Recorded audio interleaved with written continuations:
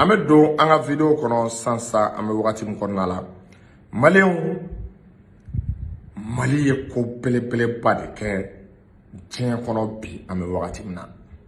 Mali ye ko pele ba de ke farafina kono ame wakati mna komi nabe la kale gafew la komi nabe la kale histoire la nabe mek fo Mali a yira ka te fisiri wale jamana ye ka be manto jien bere farala yonga ko ka yirisi konane ka Vladimir Poutine condamné galonga ko parce que Ukrainiens ye mena essayer kube OTAN lana ale fin Ukraine ngo ka be OTAN lana aga jamana dugukolo ka no du nana jamana dugukolo ka do no bena yirisi kele Poutine kona ka bara do ke na be fo ma mesure préventive ka kon esia famu ka opération spéciale do ke Ukraine pour que OTAN na sega sigi parce que ni OTAN sigira yirisi ka frontière là dondo abame ka fo ko yirisi attaquer donc yirisi be ka minge abiki yere lakana da ka o yere lakana konna la uye sigi do de ke ko assemblée générale ka dien jamana be fara yonga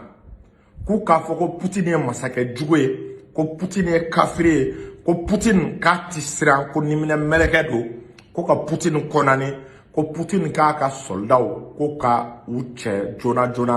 ko ka bo esia famu Ukraine diebe farala yonga ko sigi ke esia famu niya tagale tubabu américain continent chama ko ka risi konani ka chew che ka bo Ukraine ore semfe mena kabako de foyer la be ga Mali be génération mi mani génération chefari génération ne do a génération te sra a génération o be mo boya de meni bora boya mena ngono ini minga ka wo de ga asimene shogal nonu ga génération ga fara an yera ka génération ka ango ngante biante sini ngambe risiko ante jenae biante jenae sini risika sama aga foko ko ka risiko na ga soldat cheka bo Ukraine Mali ko kalema jenae Mali votera résolution contre la am balbon kabro kera fadu na CEDEAO la fadu na Nations Unies na Américains dimina ngoro Européens dimina ngoro parce que un CEDEAO ka contre-pied d'état CEDEAO jamana bademe munu votera pour ko Rusika ka soldat che mais Mali votera contre kalema jenae Rusika ka soldat che ne ko belebele bare Mali géopolitique la follow le Mali était dans le mouvement de non-alliés Moro Keita ka wakati mais wakati kele kuntenjien kono quoi non-alliés koro guerre froide kume américain ani Russie kume kele mena Mali ko kaleti seno akelela ko superpuissance flawe Moro Keita kata mais avec Clemina actuellement au tisse ka ke avec Clemina n'était tubabu wa kana ebe Russie ka kana sinon rébellion bi ka jamana ci terrorisme bi ka jamana ci wani kera tubabu wa kana non seulement outil de maka développer mais dia dongo do terroriste de klogila o te so marama fenga ferima kongo jugu minogo jugu bana jugu o de be ke ka jamana tagala o wi ka dugu jugoro na fulo u ba be boka halaki mais ni mo me risu fin iba ebe minaso ibe avion so ibe drone so ibe radaru so iga jamana lakana o te ke ma problème e be se iga jamana lakana ki ka jamana frontière ou sécuriser Mali au choix de quel le Mali n'a pas le choix que de s'allier derrière vraiment la Russie donc Mali allié Russie ko fait choix min donné à tagale a choix inkain parce que nan tora kante alimana wala France banga jamana ci nan ma allié Russie koro nan Mali kuma allié Russie ko an ti minaso dien kono mena révélation ni secret do kawye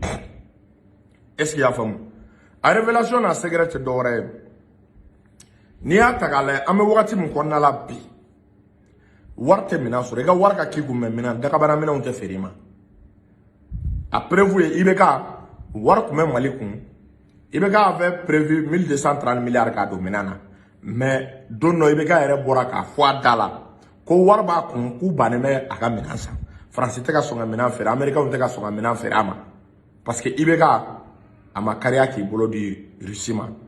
mais asimi nunu nale olu kariya ku bolo di Rusima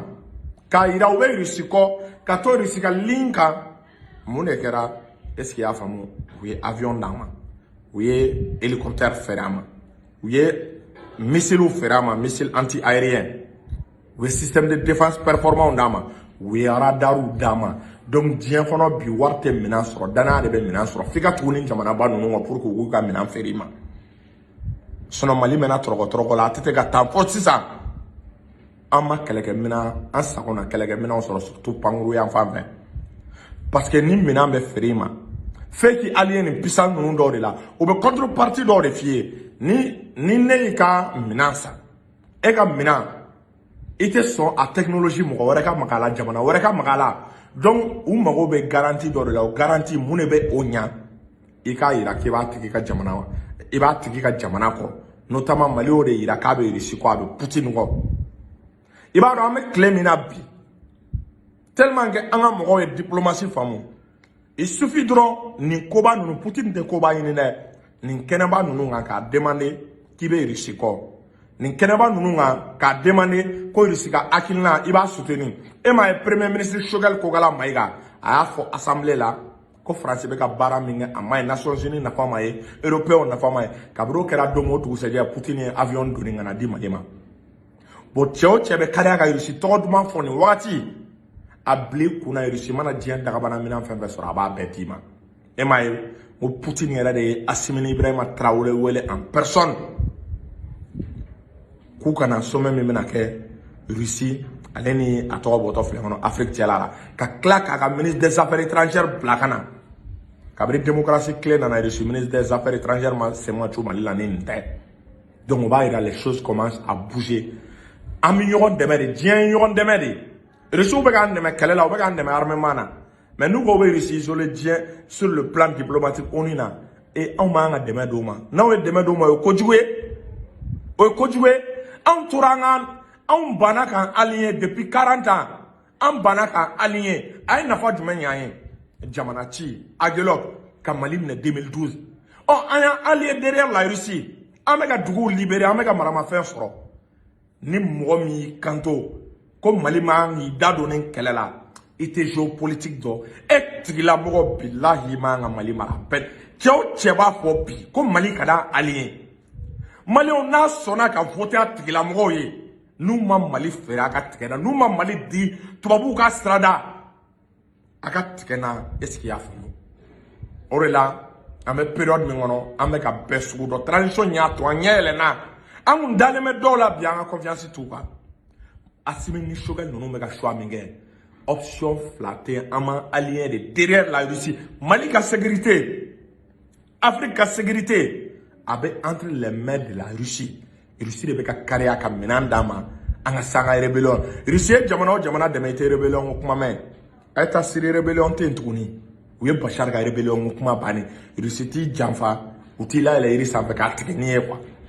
u mago bɛ fɛn min na i k'i tilen n'o ye bi an bɛ ka taa sira min fɛ ni Mali continue la halisa davantage k'a tilen Russie ye u bɛ n'u ka usine d'armement dilanyɔrɔw sigi Mali la u bɛ n'u ka kan caman sigi Mali la wa Mali tɛ bi yan diɲɛ wuli cɛ donc Maliens Assimi ye baara de kɛ c'est le moment de soutenir Choguel et Assimi an ka Assimi ni Choguel soutenir ka gouvernement soutenir u ye baara min kɛ u ye cɛfarin baara de kɛ an ye wara de ta kuma donc an k'an jija a kana tila an na dɛ an ka kunkolo fana minɛ an k'u soutenir cɛ o cɛ bɛna manamanakan fɔ ko Mali man ka Russie soutenir k'an k'an da bɔ nin na a bila i kunna a tigilamɔgɔ bɛ fɛ de Faransi ka na Faransi ka mara kɛ o de ka d'a tigilamɔgɔ a bɛ ka bɔ mɔgɔ o mɔgɔ da a jate aw ka position la dɔrɔn i b'a sɔrɔ o tile kelen ma transition soutenir i b'a sɔrɔ o tile kelen ye Faransi soutenir u ka déclaration na an bɛ vidéo bila